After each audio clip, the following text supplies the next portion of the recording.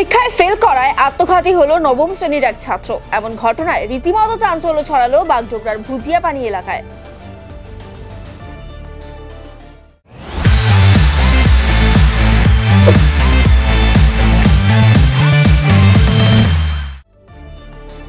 মৃতের নাম রোহিত দাস। বাগডোগরা কেন্দ্রীয় বিদ্যালয়ের নবম শ্রেণীর ছাত্র ছিল সে। জানা গিয়েছে, বুধবার স্কুলে পরীক্ষার ফল প্রকাশ হয়। পরীক্ষায় ফেল করে রোহিত।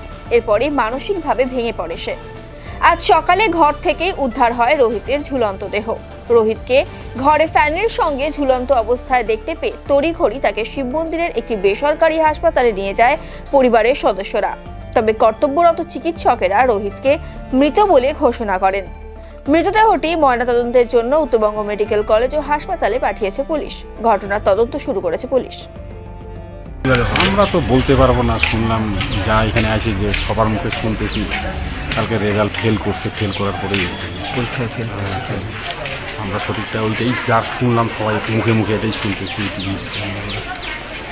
এটা তো মর্মান্তিক, এটা বলাই চলে না যে কী বলবো। এটা সম্বন্ধে আমরা শোকাহত সবাই না। এটা আমি তো আসলাম পরে, শোনার পরেই বলতে পারি। আইসে তো দেখলাম এখানে, এখন জানি না যে চিকিৎসা করতে নিয়ে গেছি কি জানি, মনে হয় না। আমি তো আসলাম পরে।